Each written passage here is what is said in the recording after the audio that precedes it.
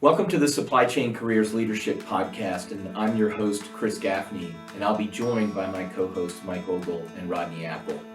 We're excited in this series to talk about a number of key impact areas for leadership and development for supply chain professionals, students, and employees.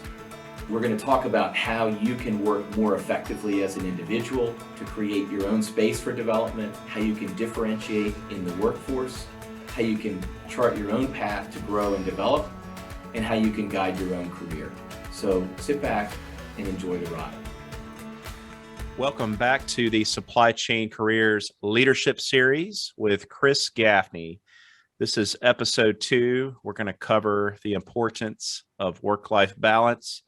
Chris, would you want to give us a quick introduction and perhaps connect the previous episode, because all of these episodes we're doing on this leadership series, they interconnect. Yeah, absolutely, Rodney, and welcome back. And we're excited to do episode 2. So I'll remind people we're going to try to do this in like 4 larger buckets, and we may bounce back and forth in kind of subsections. But one will be, how to work effectively and create the time and space for your own growth and development. The second big bucket is really, how do you differentiate in work as you go through your career? How do you stand out amongst the crowd? The third bucket is, how do I grow? And the last bucket is, where am I headed and how do I build a career path? So kind of in our first episode, we talked about, how to be smart about making your next move. And, a couple key points were lots of people are contemplating moving to a new role and or a new company. Many people make those moves, and then, our stats say half of them regret it because they weren't thoughtful in the process. So really the case for, the value of having a methodical process to determine what's next for you. And, that process is pretty easy and has worked for many, many folks. So if you didn't listen to that one, I would go back and take a listen. So Chris, why is work-life balance important to focus on at this point in the leadership series? Yeah, Mike, I think it's always been important, but I think, the last 2 years have kind of been a crucible for folks. A lot of folks went home for work and thought that would be easier and found that the boundaries kind of blurred. And then other people in critical roles and kind of hands-on environments were in extremely intense operating environments for the last couple of years. So I think, it's a good time to step back and help people as they may have dug themselves into a ditch over the last couple of years. So I think that's kind of the key motive. And I hope we can offer people some timely thinking about this. It requires action. You can't solve this without taking an action to move forward. And, I think perfection is not about perfection. It's not possible necessarily, but how do you put a stake in the ground? And how do you make some progress and track yourself and commit to a longer term journey on this? Yeah, I'm guilty of this myself. And, my story with a recruiting business and supply chain. So not only am I hearing this daily from candidates and clients that are experiencing extreme stress, more so now than probably ever before for some of the reasons we just outlined, obviously disruptions all throughout the supply chain. No company, no industry seems to be safe from it. So everybody's fighting their external and internal battles. And as a result, I know with the demand for supply chain talent, we're feeling that trickles down to us and individually too, when you're trying to keep up and solve your clients' needs as fast as possible, because speed is always important when there's challenges like this. People are turning over more so than ever before, great resignation, and then personally, just trying to keep up with it all at work and on the home front. I find myself working late at night. I'll sit down and look at the clock and where did the day go? Wife's, we're got a 4 and a 7-year-old. So that makes it even more challenging. And then we have this business, Supply Chain Careers, that's kind of in that, post startup mode. And, we're trying to provide as much value as possible. All of those things combined, create stress and create long days. And as best of my intention to get home for dinner every day, it oftentimes doesn't happen. So I'm in learning and listening mode. I'm looking forward to this, Chris, and your wisdom and advice. And I know our audience will appreciate this well. It's very timely. Mike, what about you? You're juggling a lot too in your world in academia. Well, I did a little bit. So take on a full-time job on the academic side, but thankfully it's not the earlier stage, back in the papers and grants rush and learning new classes and, trying to learn how the whole thing works. But as you go through these transitions, you just tend to put more things in your bucket. And so you just get kind of trained to do that over time. It's always important to be able to understand where you came from. And I am now an empty nester. The kids have gone through college, for instance, and have started jobs. Now I focus on the kids that I'm teaching. But then we got the bright idea of being able to develop the supply chain careers business as well. But I think this is part of the reason why we went through this process, because of our perspectives and things that we've seen, and why this series really ended up resonating with us when Chris had talked about the idea of establishing this. Because I think it's always good to think back to the perspectives of where you came from, and then what kind of perspective you've been able to add over time. I mean, my own personal story, I ended up coming from a family that was kind of old school, hierarchy and discipline, work extremely hard, don't ever complain about your hours, suck it up, make it work. Eventually you'll be able to get off the hamster wheel. But, that was a very valuable baseline, I think, to be able to understand the perspective of work-life balance. But wow, Dad worked all day. It was the traditional family. Mom stayed at home, took care of the kids, so you'd see him now and then. But I've learned over the years, when I've been working with, for instance, at a supply chain association, or two of them, for over a period of about 17 years, I got to have dinners and drinks and such, and a lot of stories and conversations with so many different successful professionals in the industry.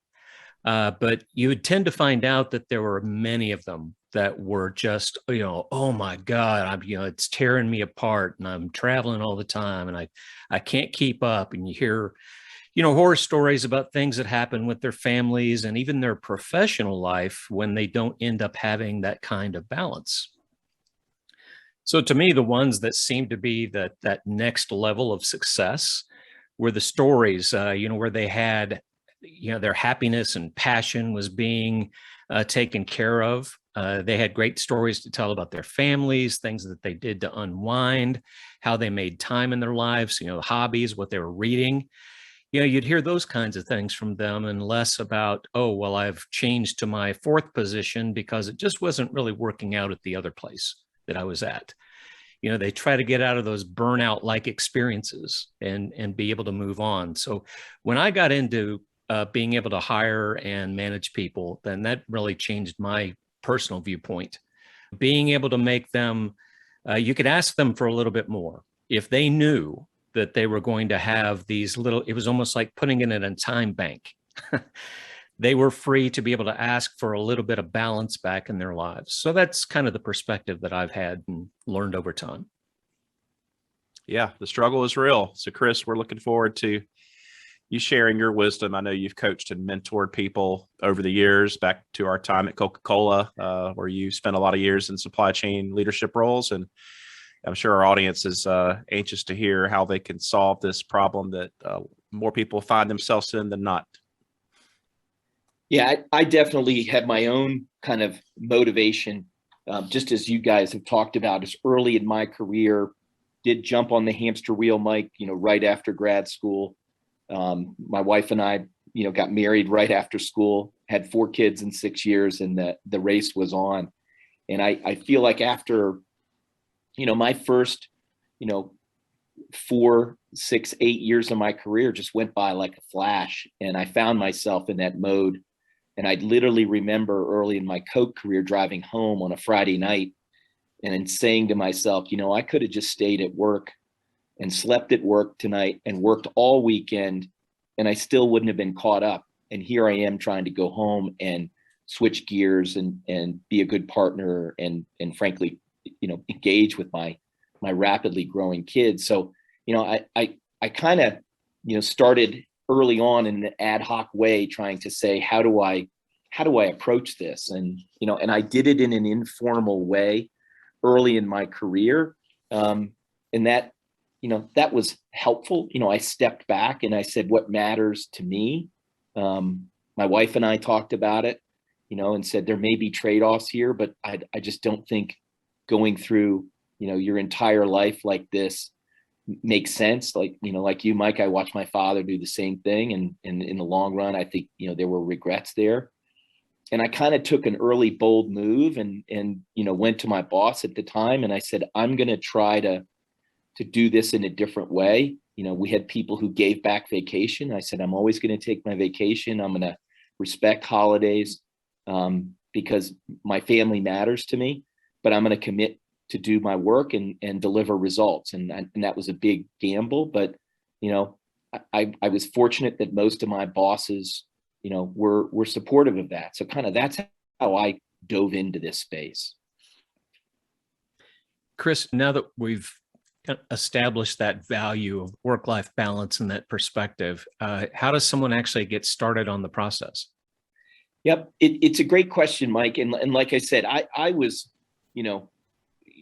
I was taking risks trying to kind of do this on my own. And I came, in contact with a book that I was like, I've been looking for this because this is really the secret sauce. And so I'm going to give a free plug to this book called Total Leadership. And actually, when I worked at CCE and John Brock was the CEO, he had the entire leadership team read the book. And, in those days, you got given a lot of business books and many went on the shelf. But when I looked at this book, and you can buy it on eBay for $3.96 used, I checked this morning. So it's not a huge investment, but it's a Wharton professor. And he really, I think his name is Friedman.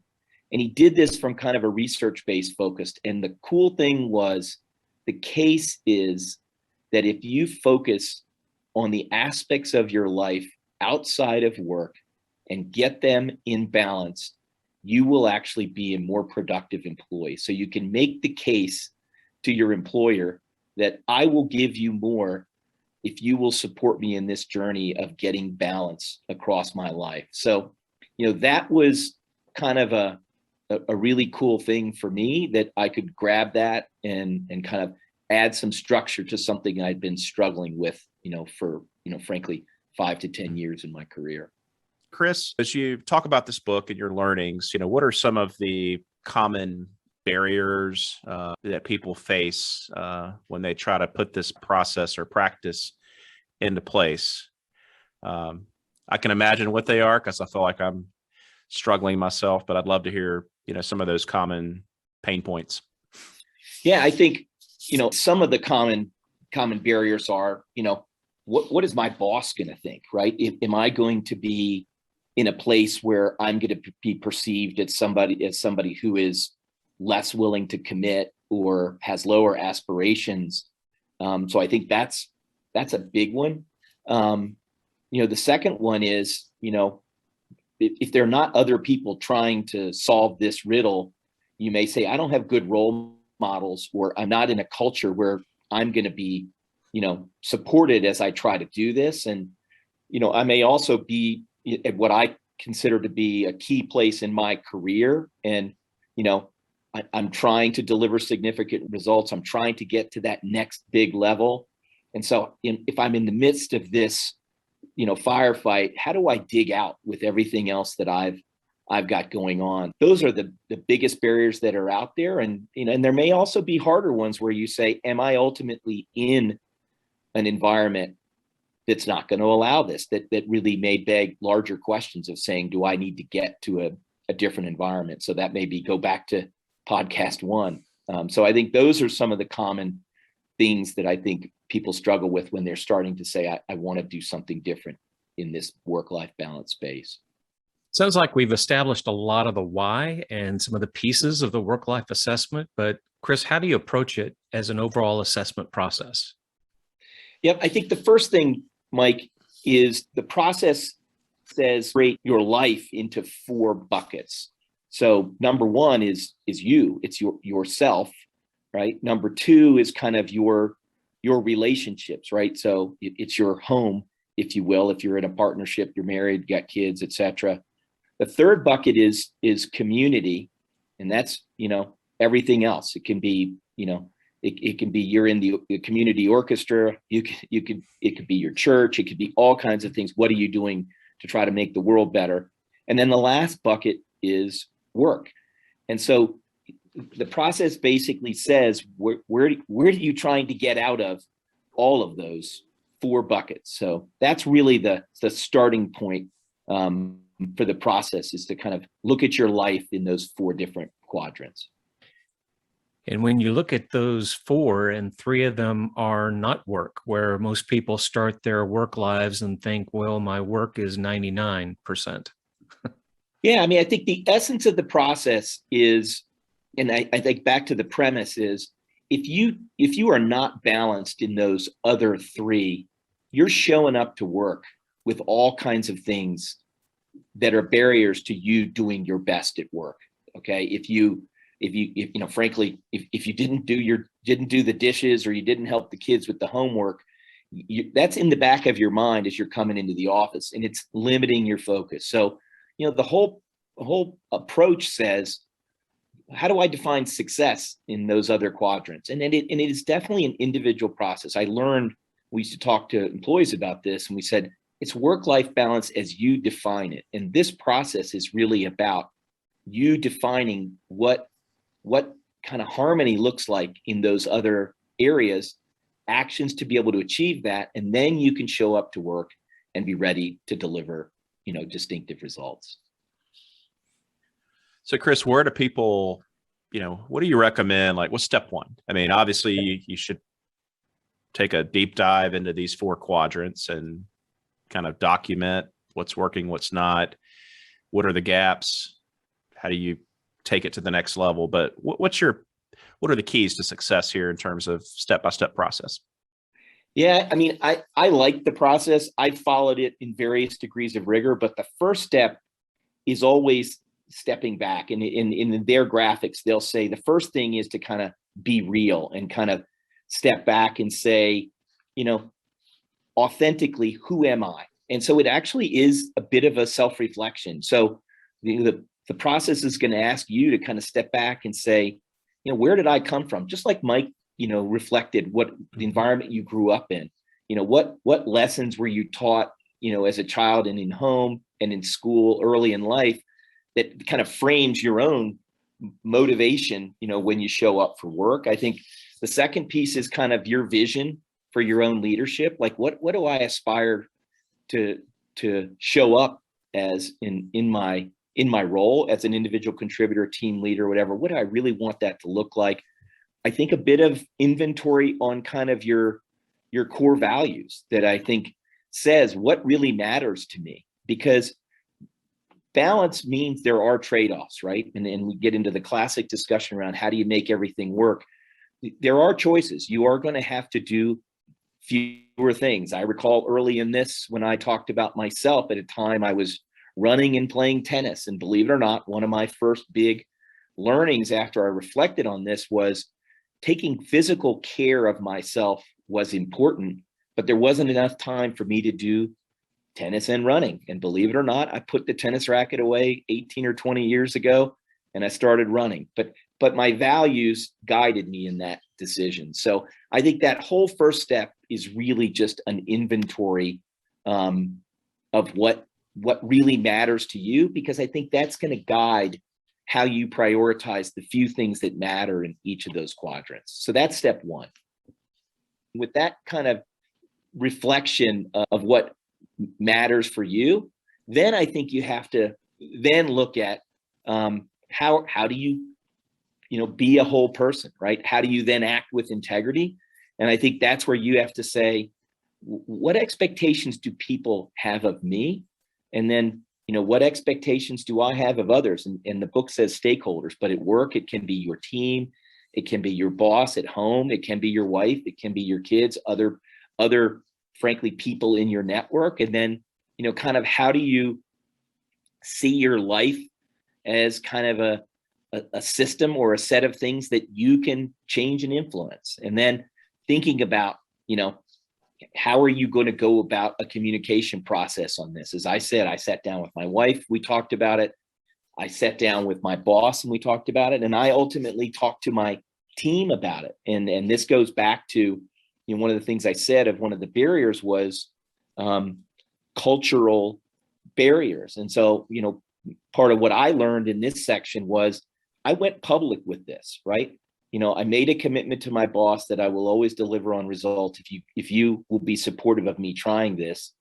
I went to my team and I said, I know you struggle with this. If I'm going to lead you well, I have to try to do this, right? Which means I'm not going to bother you on the weekend. If you have your own version of this, I want to find out, how I support it. But it also meant, I had to get better at things like delegating to them, setting them up where they could take more on amongst everything else that they had going on. So, and I will also say, I went public with the big goals I had. I told people that one of my goals was, and I did this in a lot of my, informal speaking. I told people I'm going to try to run 25 miles a week. I'm going to try to be home for dinner 3 nights a week during the week, not every night, but I was going to try to be home at a normal dinner hour 3 nights a week. And, I think said, I'm going to be committed and deliver well on one external nonprofit board commitment. Right. So I went public with that and I asked people to track me against it. So I think that's the second step, is putting it out there that you're going to try to make improvements in this space. Good. That's great stuff, Chris. And it sounds like, if you need help in this area, I'm raising my hand, accountability partner, maybe even more than one. Right now my wife is that person, but I probably need to step out and engage others along the same lines and hold me accountable. You say you're going to do these things, you're going to make changes, because it's easier said than done, right? You got it. And I think that's really the third step in this. Is this requires some creativity, and it requires some innovation. For me, I recall when I had one of my kids who started, is in middle school, was doing some sports, and where they went to school was not close to work. And, that was one of the creative things that I said, to my boss was, you are going to see me leave on Thursday afternoon at 3:00. And it was the early days of cell phones. And I'm not sure we were perfect on hands-free, but I said, I'm going to drive to where this ball game will be. And I may be on calls, up to the moment that the game kicks off. But then I'm going to go focus on the game. And after the game, I'm going to take my son to dinner on the way home, but I will be back on after the kids go to bed, and I'll clear the deck on anything that's, that needs to get done. So, I think creativity comes in a variety of ways. I think for me, this requires some planning. I think we'll talk in another episode about personal productivity. Had to get super disciplined on making best use of my time at work. So I might not have been, informally socializing as much at work. I might have been much more disciplined on use of my calendar so that I created the time and space to be able to do some of these other things. And as I said, then you just got to get in the pool with it and try things and adjust, right? And I think, for me, back to what you said is, once I got out there with this, other people came up to me and said, I'm trying this, or I need to try this. You started to create a bit of a mutual aid society that can start to make a difference, because there's so many people who are wishing they could do this. They're looking for kind of a sign of hope, and you in your own journey may end up being that sign of hope for somebody else. Would you say, Chris, I struggle with this myself, is saying no. I want to help, aim to please. And that's where I get tripped up a little bit. It's just trying to aim to please everyone. You can't do it, but you try. And sometimes just knowing when to say no is half the battle and can put you in a better place from a productivity, but also getting that balance. Yep, I'm famous for that as well. And I think a good lesson I learned, and I'll always say everything we talk about in the podcast series has been borrowed from somebody. So I'm a classic borrower. But I read a few years ago that many times you'll take a commitment and then it'll be on your calendar and you will be dreading it for the next 2 weeks and say, why did I say yes to this? And the lesson was, before you make that commitment, use your gut feel and say, will I be regretting that I made this commitment? And take some of those hard no's. And that no may be not never, but it might be not now. And, it might, whether it's, in work, outside of work or whatever, it's like, you know what? I can't be the coach this season. I'm happy to be the scorekeeper at the game, but I can't make a commitment to come to practices. And so I think it's like a lot of things. You've got to try, and it may be liberating to say, I've got to be ready to say no to one thing, which means I've got to be clear that for this year, I'm saying yes to these other things. And then I draw the line. So I think that's how I've tried to start that, addressing that challenge, Rodney, because I think a lot of us are in that boat as well. Yeah, that's a great point. And it's kind of like, the key advice they give you in personal, financing, it's invest first, right? And put what you can aside every paycheck. So you don't even see it. You don't think about it. Then keep enough to pay your bills, and versus the other way around. This is the same logic and principle, in that invest your time into these areas that are important, these 4 quadrants, and then make sure you leave that time to get the crucial work done. Say no, delegate, and all those things. Make it a priority. It's like the budget, is the same as your time capacity. So what's your time budget? What's your life budget? And where are you going to spend it? And do you really have it when you want to make any kind of commitment? Yep. I mean, I would tell you, and I have an employee who worked for me at Coke who I still keep in close contact with. And I do think, the key to all of this is the quadrant that's you. And this is where I go back to defining it for yourself. But I think in this day and age, we invest so much physical and emotional energy in work that I think one of the things that has to be an anchor to this is you defining how you take care of yourself. And you could take that wherever you want to go. But our reality is life is a journey. It's a marathon, all of those kind of things. But, you got to get up and show up every day. So how do you have the physical and mental energy to do that? And, may get back to, protecting your sleep. It may be, what do you have to do to be physically active? What do you have to do to be healthy, and what you eat and all that stuff? But I think that has to be the anchor for this. If you're going to be in for the long game, taking care of you is critical to your family. It's critical to your employers. You can't be a great player on any team if you can't show up for the game. So I really think that, that deserves to be called out. Absolutely. So from your experience with personally implementing this, you've also coached obviously others on how to do this, both at work and folks you've mentored. But what kind of progress have you seen? Have you seen people make mistakes? Where do they typically get off track, and how do you course correct? Yep. I think that's the 4th step that, the book says, reflect and grow. The employee that I mentioned, he struggled with his personal health the entire time we worked.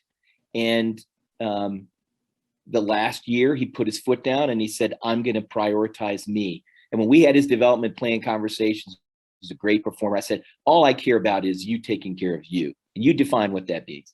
And he put his foot in the ground and he made some radical life changes. And I'm super excited to see him do that, because I care more about him as an individual than anything he does at work. I have plenty of success stories, but the reality is everybody stumbles on this, right? The essence of a program like this says you are going to have to do a step back, whether it's part of an annual step back. In some cases, it can be more frequent if you've had a difficult season in a year. But I think that's when you step back and you say, how am I doing in those quadrants from my view? How am I doing in the eyes of my stakeholders, step back and say, go back to my original inventory of what's important, and then reset, right? And again, in some of these quadrants, it's like, we're trying to accomplish one or two or three things, nothing more. It can't be more than three. And if it has to be two or one, then you go back and you start over again. But I think if the essence of it is, this is going to have to be a journey of stumbles and stands, and that's okay. That's how the process works. And Chris, if you have a team full of people that you're managing and trying to understand how to introduce this process to the team, is there a good way to go about that? Yeah, I mean, and it ties to kind of the whole world we live in today. I realized strategically, I always wanted to have the best people on my team. And, so those were high aspiration people. Those were people who had lots of opportunities. And, my thought process was, how do I compete for their services? I always viewed that, they didn't have to work for me. And so my view on how I competed for their service was, number one, I was always committed to their growth and development. Number two, I was always committed to them having balance in life. And, as I said to a lot of those people, I never want work to be any higher than the third priority on your list. Okay. You can pick what 1 and 2 are, but work better be at least number 3 and no higher. Because if you get your priorities in that place, I think you'll give me the best work. You'll feel great about being on this team, and we'll be committed to you first. And then I never had any trouble selling people on that, because they were all in that boat. And, and this is where I may have been, counterculture. I worked at Coke for 25 years. This worked at Coke for 25 years. So it was a bit of a science experiment, but I'd be confident that most of the folks on my team knew that I stood for this, and we tried hard to give them that space. You had that empathy, Mike, that we talked about, is when you had kids like Rodney, where you are with those young kids. And I did listen to those lessons from those senior people who said, I missed birthdays, I missed dance recitals, I missed key events. And the regrets of that will last forever. And that's where you get the energy to be bold enough to say, I'm going to take a risk in how I might be perceived at work, and I'm going to protect critical events in my family's life or my commitments outside of work. And I'm going to commit that I will still deliver results. And I think that selling process with teams worked. And heck, most of my bosses were in the same boat either. So in some cases, it could be a role model for the person you work for as you're trying to demonstrate how this can work. And Chris, we know that unfortunately, not everyone, thinks or leads the same way that you do. Obviously, you had that amazing reputation from our time at Coke, that legacy, if you will. What if you find that your boss, your leader, is not being supportive to this, and they're being too demanding? And I think a lot of people are in that boat, especially with the world we're in now and supply chain disruptions everywhere. Do you have any advice for how to go back, to your leader and stress the importance and get them to meet you at least somewhere in the middle? Yep. And this is an easy one. I mean, the long-term answer I'll come back to. I think the short-term answer is, granted, people got bills to pay, and they may say, I'm not comfortable that if I have this conversation, it might, put my job at risk. So I think you've got to be pragmatic if your situation is really something where it's not viable. And I think at that point, you've got to talk about what you can control, okay, which may be narrowing down your aspirations in these other areas. And it may be back to, how do you really drive your own personal productivity so that you can create the space to deliver on your commitments? Where you don't have the overall support for this, I think that's where you go. And I think part of the longer term piece is, if this is not a culture that's ever going to be there, then I think you have to start that longer term process to say, how do I methodically prepare myself to get to a different place that's a safe process for me and my family? Great advice. And for our audience that's listening now, I think the most important thing is to start, step one, right?